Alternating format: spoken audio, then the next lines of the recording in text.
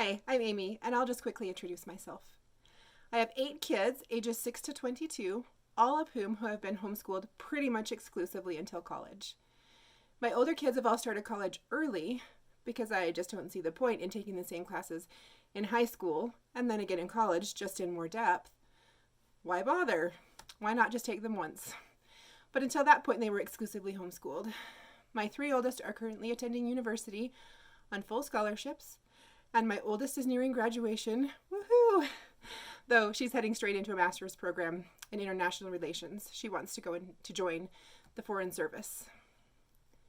So those are my credentials. I have 17 years of homeschooling under my belt. I have a degree in mechanical engineering.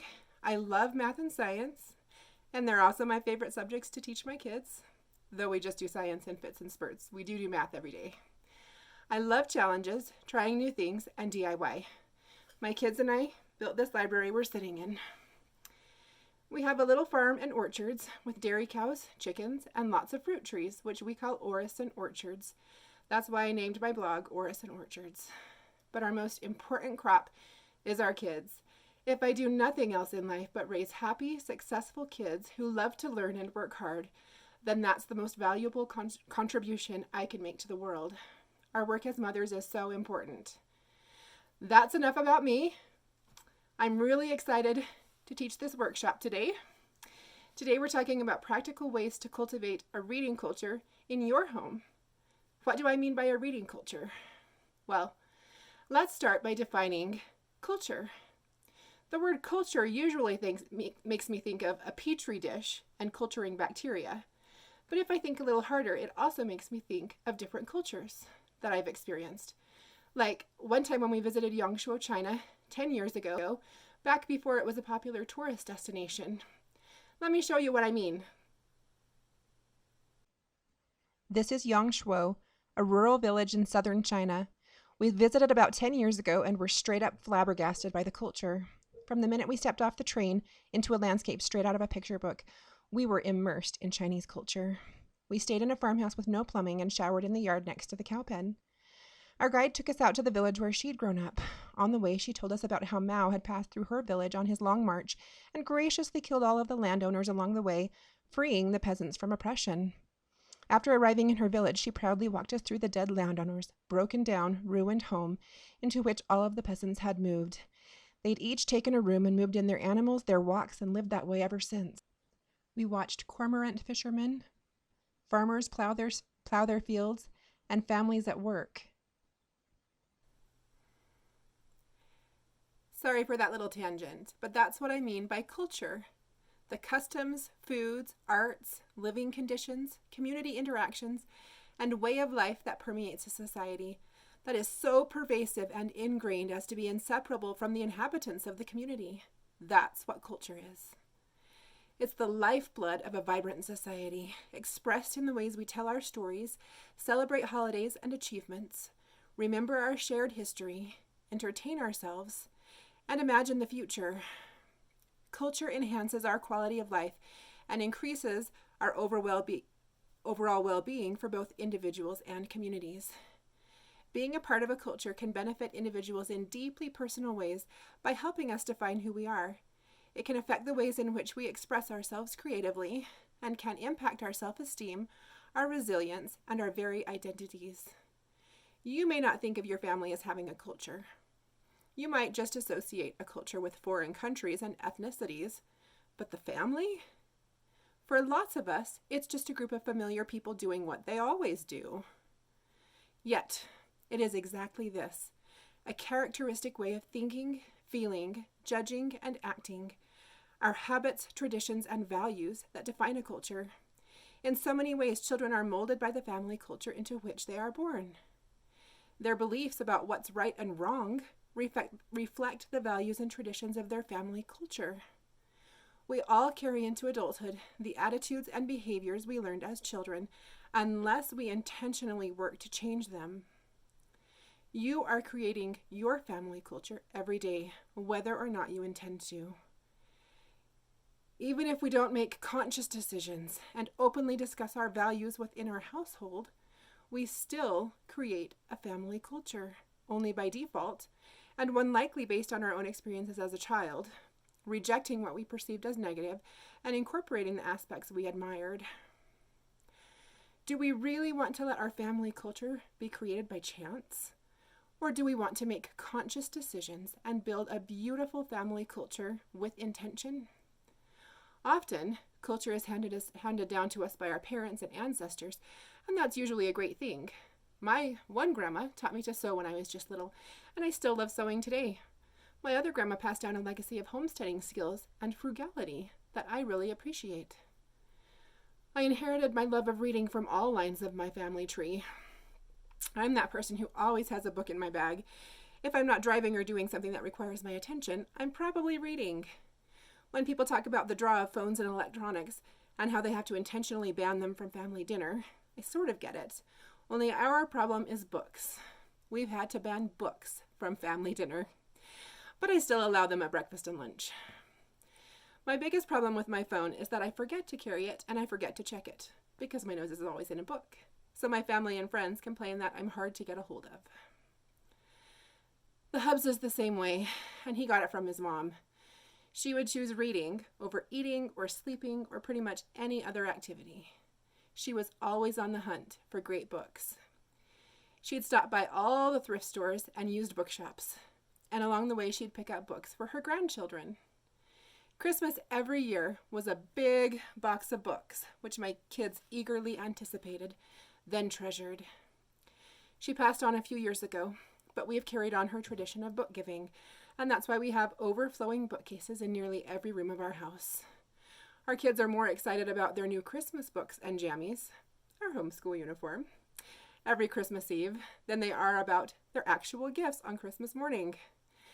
And their very favorite reward is an afternoon of reading. We call it Deer Camp, which stands for Drop Everything and Read. We'll take a quick trip to the library, pick up a few snacks, and then I have a whole day of peace and quiet. We have a deep and abiding reading culture in our home. Some families have a football culture or a dance culture, or we have good family friends who spend pretty much every waking moment training for swimming. Some families are really into politics or entrepreneurship. There's nothing wrong with any of those things. In fact, my kids all play multiple instruments, so I'd say we have also developed a musical culture. You don't have to be just one thing, one type of culture. But let me tell you why I think every homeschool family should have a reading culture. It's really simple. It will make your life easier as a homeschool mom. How? How will the development of a reading culture make your life easier? Let me tell you how having a reading culture makes my job easier. If you've already watched my other workshop about math and math motivation, you know how homeschool works in my home. But I'll just summarize it real quick for those of you who haven't yet watched that. Basically, the only subject we study formally in our homeschool is math. Math happens day in, day out. All of the other subjects are learned through reading. My kids learn about writing by reading great literature. They learn history and geography and science and foreign languages and pretty much every other subject by reading. My job as the CEO of our homeschool is to ensure that my kids get a great education. Math is my favorite subject, and it's just one subject, so I can handle math. But it's so amazing that I can turn the rest of the responsibility for all the other subjects over to my kiddos, and they willingly and appreciatively embrace that responsibility. All I have to do is provide the books, and my kiddos devour them, and we have great dinner time conversations about why the Austrians allowed the Nazis to just come in and take over, and why the Allied forces sat back and watched as Russia and Germany destroyed Poland and then divided it in two, and why what people do is more important than what they say. The love of reading instilled in my children has laid the entire world at their fingertips.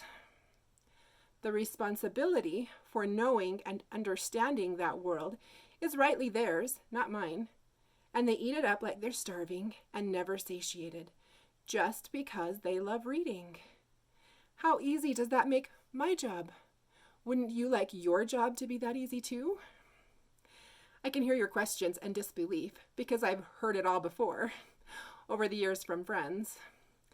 What if my child hates reading? My child will never embrace responsibility for his education or pretty much anything. How does a parent instill a love of reading? My child would never voluntarily read educational books. That's what the second half of this workshop is about. I'm going to share 7 specific ways to develop a reading culture in your family. The materials for this workshop includes a list of these 7 items with room for you to take notes. Let me show you that really quickly. So if you don't have that and you want it, pause this video and print out those materials and then come back. Here's that page. It's basically just an outline of this workshop, 7 specific steps for developing a reading culture in your home, along with some space for taking notes if you want to. Okay, the first way we'll talk about is teaching your children the importance of books. This quote is in your materials too if you'd like a copy of it. Ralph Waldo Emerson said, "I cannot remember the books I've read any more than the meals I have eaten, even so they have made me." You are what you read is just as true as the saying, you are what you eat. The protein and fats in your morning eggs combine to build skin cells and brain cells, and the calcium, phosphorus, and magnesium in your dinner are deposited in your teeth and bones. You are what you eat. But without your heart and mind, your body would just be a body. Books are what build your mind and fill your heart. Experts agree that the earlier in life children are exposed to books and vocabulary, the better. The better they learn new words, and the more they benefit from everyday experience. Not only does reading build vocabulary, but it also increases our capacity to learn other subjects. Fascinating research done by Hayes and Ahrens in 1988 found that even children's books contain far more rare words than primetime television, cartoons, and even 3 times more than conversations between college graduates. Rare words are those unusual vocabulary words that are so much more articulate and expressive than what we tend to use in everyday conversation. And children's books contain 3 times more rare words than conversation between college graduates. It's a fact. Children's books also contain profound messages. We have this cute book, Mole Music, that makes me cry every time I read it. It's that profound. A mole works all day, every day, digging holes. At night, he comes home and eats dinner in front of his TV. One day, he hears a fabulous violinist who inspires him. He orders a violin and eagerly unpacks it. He draws the bow across the strings with a horrible screech. He practices daily, but his growth is so slow as to be almost imperceptible. Until one day, years down the road, the beautiful music from Mole's Hole stops a war and brings peace to the village above. My summary is terrible, but it's a beautiful story. The world is full of picture books with messages we want to instill in our children's hearts. Help your children realize the value of books. My second tip for establishing a reading culture in your home is to build a home library. This is our home library. You don't need a dedicated room, though, in order to create a print-rich environment for your kids. The goal is simply to create a print-rich environment. Immerse your kiddos in words and language. No matter your circumstances, you can come up with something. Our own library is probably at least half used books from thrift stores. Our first apartment was tiny, so we only had room for 1 small bookcase, which we built ourselves in our children's bedroom. We also filled baskets with books and tucked them all over the house. Baskets require hardly any space, and they help you to keep books tidy and organized. Plus, you can find really cute baskets. Our first home, a little bigger, but still small, had several bookcases spread throughout the rooms. My husband built 2 bookcases into a corner of our basement schoolroom at right angles to each other, creating a book nook. I painted a large tree on the wall there, with branches that crawled up the walls and across the ceiling. That book nook was our greatest regret about leaving that house when we outgrew it several years later. Our current home has plenty of room, and we were able to build my dream library with tons of shelves and cabinets, a long, deep closet for all of our homeschool supplies, and a deep, comfy window seat, complete with nooks and crannies for children to hide with books. The room was just a concrete floor and studs when we started. I built all of the cabinets and shelves with my kids. They helped to install them, sand them, and stain and paint them. We had a lot of fun creating it. Even though we have a dedicated library now, We still have bookcases in all the other rooms, including bedrooms. Plus, we stack books on our nightstands. It's important to have books all over the house. Check out this incredible library in Prague. This brings me to my third point. The third way to develop a reading culture in your home is to establish a library habit. We make it a point to visit incredible libraries like this one and the one at Trinity College in Dublin whenever we travel. So many libraries are works of art. One great way to really cement a reading culture in your home is to make regular library visits a habit. We go almost every Wednesday, and when we don't go, my kids let me know how unhappy they are about it. Aim for a weekly visit to the library. It can be kind of a conundrum to keep library books accessible, but still keep track of them. Library finds are a homeschool mom's recurring nightmare. A dedicated shelf or drawer, cabinet, or laundry basket will make it easier to find the books that need to be returned to the library. It will cut down, though probably not completely eliminate, the panic of finding a book on the due date as you try to scramble out the door. The top of bookcases makes a fun place for themed displays, too. When you visit the library, aren't you drawn to the books they set out on their displays? I especially love how they set up the children's area with stuffed characters and whimsical decor. What if you use that same tactic to entice your own children to love books?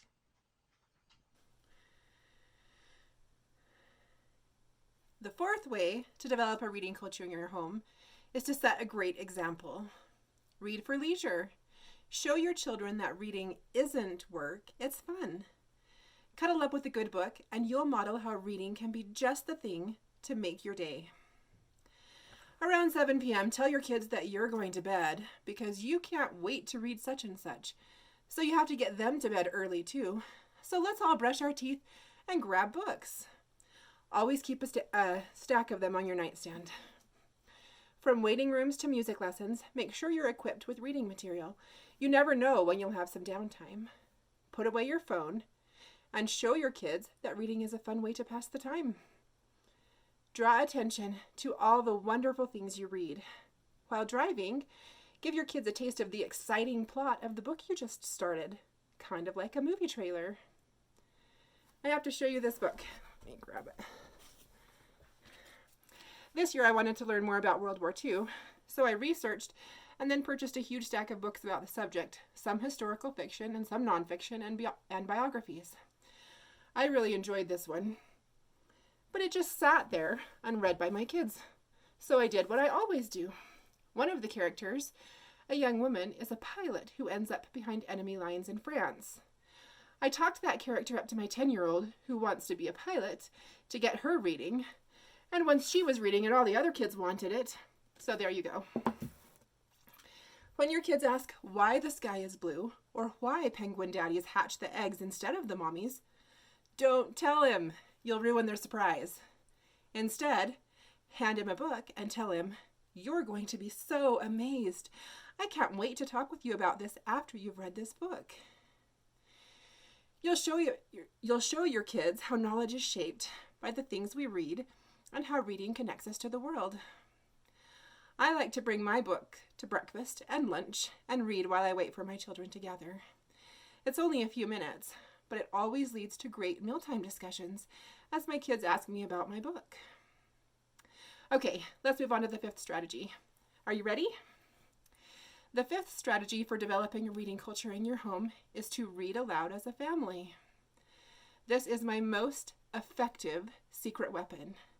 I read aloud to my kids even after they read well independently. Sometimes I even start reading a book aloud just till they love it and then leave it around for them to pick up on their own. That's a sneaky, awesome strategy. Just yawn, close the book at an exciting cliffhanger, and set the book on an end table. I promise you, it will disappear. That's how I get my kids to read the really meaty classics, like Les Miserables and A Tale of Two Cities and Shakespeare. There are more benefits to reading aloud, too. Hearing stories read aloud strengthens speaking, listening, writing, reading, and comprehension skills. It also increases vocabulary, grammatical understanding, and anchors the sounds and rhythms of speech and vocabulary. But my very favorite thing about reading aloud together as a family is that it gives us a shared language, which is an incredible gift. A family who shares a language of idioms and funny stories and inside jokes is really a team. The more points on which your family can intersect, even when they seem abstract or nonsensical, the closer the relationships you will build. We've invented funny words and silly nicknames that help us feel a part of something special. Culture and language are synergistic. They evolve together and build upon one another. When my daughter mentioned kidnapping recently, as part of an initiation ritual for a church youth group, I couldn't help but quote Huck Finn, and we all had a good laugh together, remembering the part where Huck and Tom and all the other boys instituted the rules for their robber gang. They planned to kill all the men, kidnap the women, who would fall in love with them, of course, and children, and each of the boys had to put up family members as collateral for secrecy. Huck had no compunctions about putting up Widow Douglas and Mrs. Watson as his collateral, since he had no family. And now every time we hear the word kidnap, we all dissolve into laughter. I could give you 1,000 other examples too, if I had time. Shared language is a precious treasure. If you need ideas for the very best read aloud books, I've shared a list at my blog, orrisonorchards.com. It's under lists, under homeschooling. I think it's under book lists, under homeschooling. Or you could just search for read aloud lists. Okay, my 6th tip for developing a reading culture in your home is to establish reading rituals and traditions as a family. Bedtime stories make a great anchor for a soothing nightly routine for babies and toddlers who are prone to fussiness in the evenings. It's fun to reserve a couple of special books specifically for your nightly ritual. Your children will learn to anticipate them. Another fun way to establish reading routines is to keep audiobooks in your car and listen to books instead of watching movies as you travel or spend time in the car. Not all of your rituals need to be daily or weekly either. Annual traditions can be just as powerful. We always give our children books as holiday gifts, books in their Easter baskets, books for birthday gifts, books as rewards, and books and jammies for Christmas Eve. Those become much anticipated rituals and traditions. Remember that deer camp I told you about earlier? My kids joyfully anticipate it and are even willing to complete extra chores in order to earn it. When I announced deer camp this morning, so I could work on this video in peace and quiet, my kids scrambled to finish up their chores and even helped each other. They finished their math in record time and were ready to go. No matter which strategies you decide to try as you create a culture of reading in your home, my very best tip for teaching your children to love books is to have fun with them. When your children interact positively with books, they will naturally be motivated to continue seeking out books and other literacy materials as they grow. Your biggest trouble will be getting them to stop reading when it's time to do chores or schoolwork or practicing or go to sleep.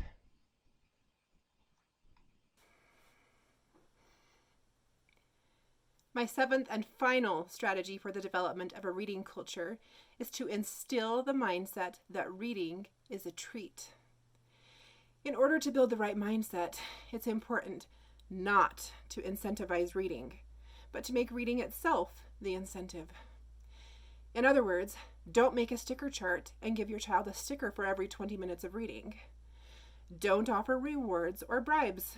Irrelevant bribes can have unintended negative consequences. Reading itself is the reward.